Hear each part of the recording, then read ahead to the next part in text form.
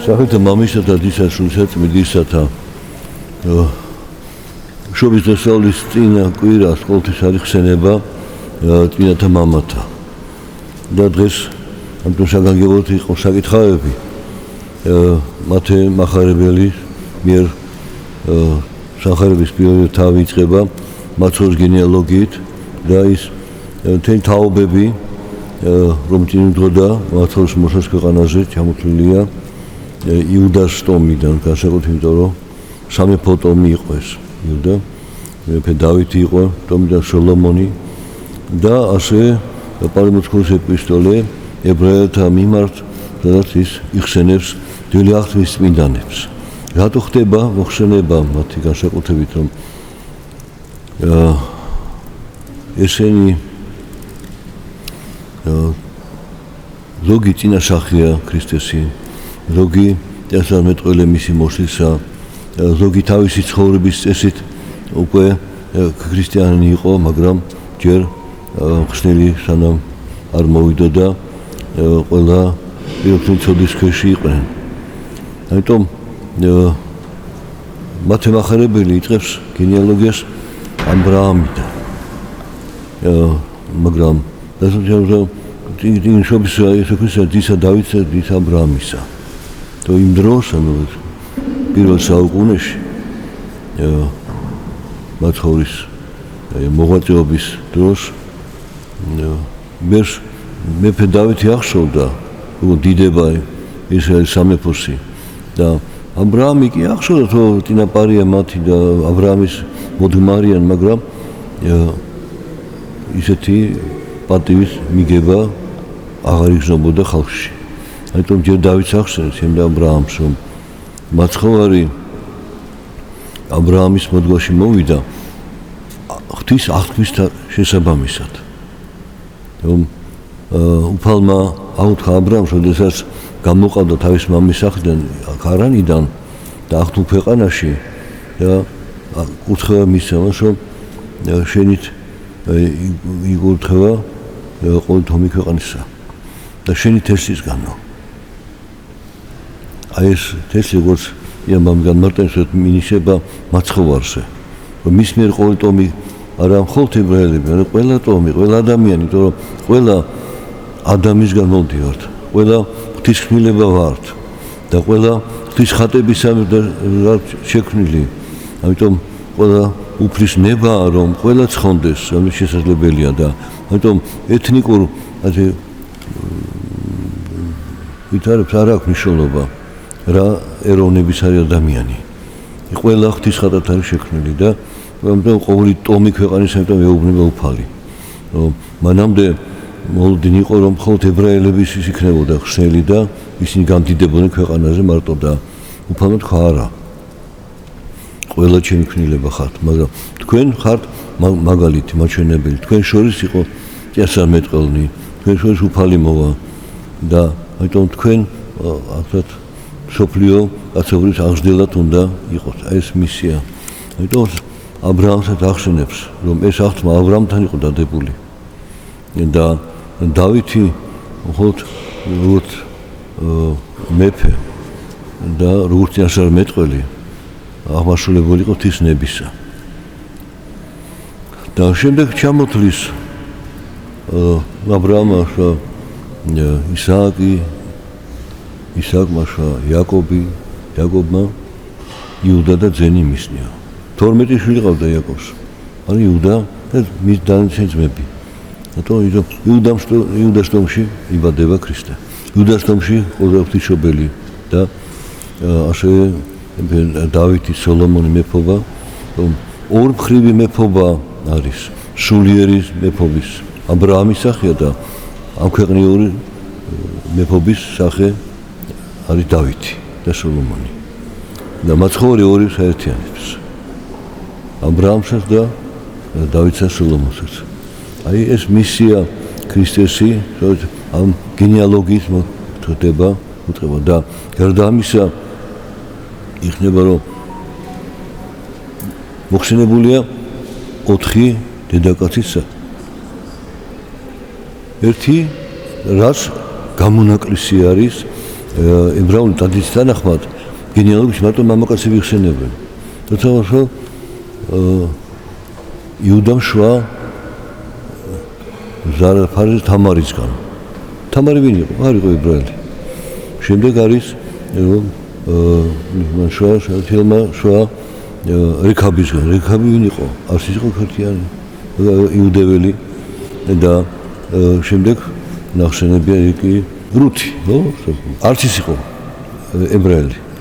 ამით აჩვენებს, რომ ესენი, რომლებიც არ ებრაელები, ჯულს უფრო იცავდნენ, ვიდრე იუდა ან იაკობის შვილმა იუდამ შესწორდა და მისი ცოდვა იმხილა სწორედ თამარის მიერ. ასევე რეკაბი ვინ იყო? მეძავი იყო. იერიქონის მეძავი იყო. მაგრამ მირწმუნა მერთი ჭეშმარიტი და ხელი შეუწყო მზერავებს ებრაელებს და დაიცვა ისინი. ფაქტობრივად თამარმაც და რეკაბმაც თავი გაწირეს. რომ იერიქონის ცველებს რომ გაეგოთ, რომ რეკაბმა მოიტყუა, მას მოკლავდნენ. უბრალოდ მოღალატეს. თამარის ამბავი გასკდა, თითქოს იმან შესწოდა.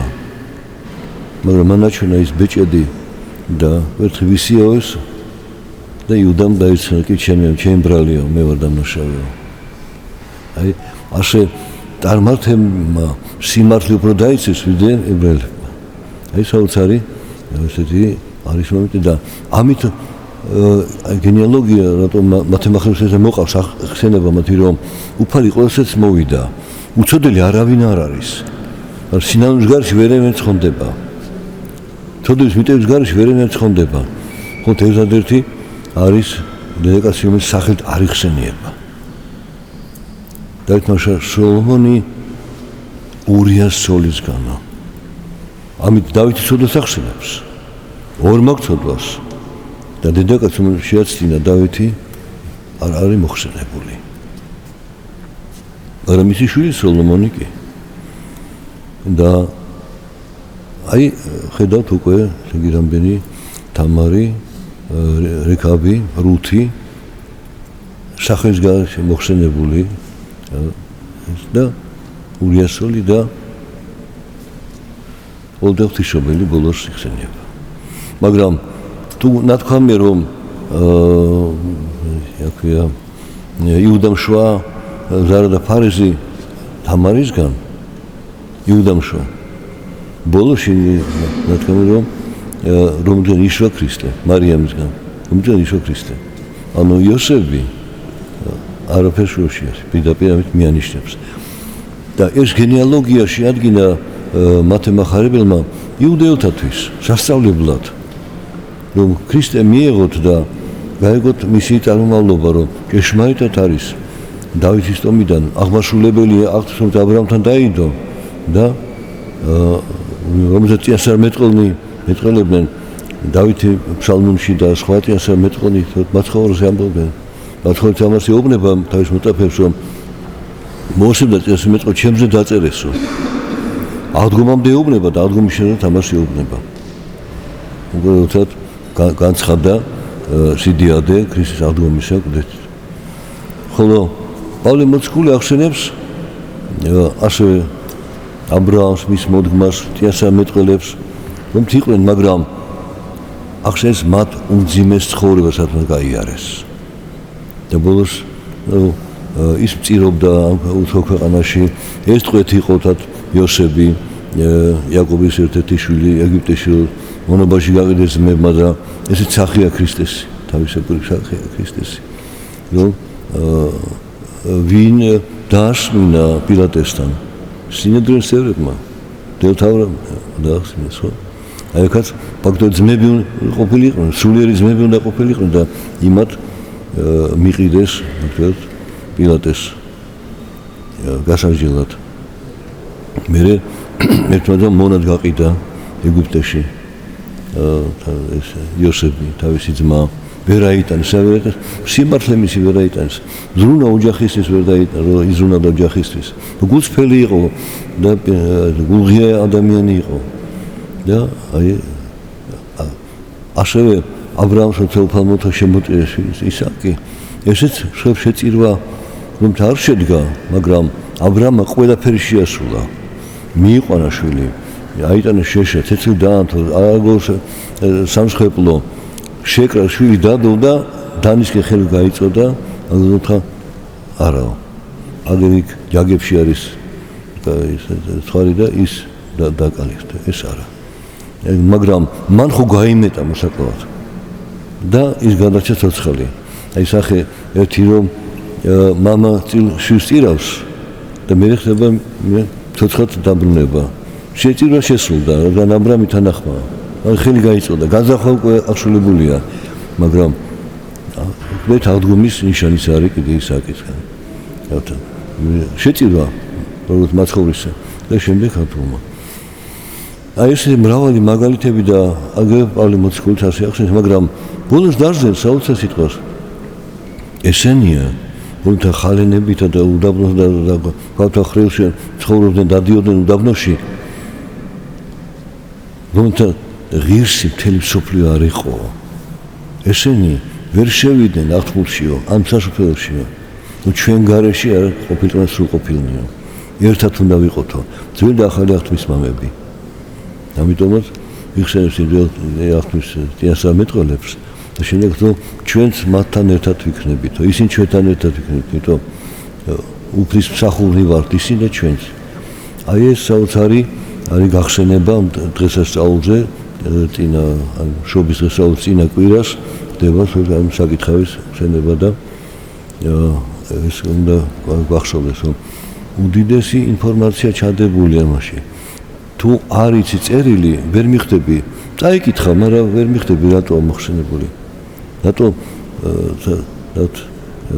მანდილოსების რატო იხსენებიან იქ და რატო თათ ერთი არ იხსენიება ანუ ჩვენ უნდა ვიცოდეთ წმინდა წერილი საღვთო ისტორია უნდა ვიცოდეთ მაშინ ღვთისმსახურება ცუდ გასაგები იქნება ჩვენთვის და ღვთისმსახურება არის აი ამ მოქმედებაში თათ რაც აღსრულებს სამდელო დარსი და მე დავითენ და გალობლები არის წმინდა წერილი გადმოცემული მთელი აი მთავარი ისი ასეთი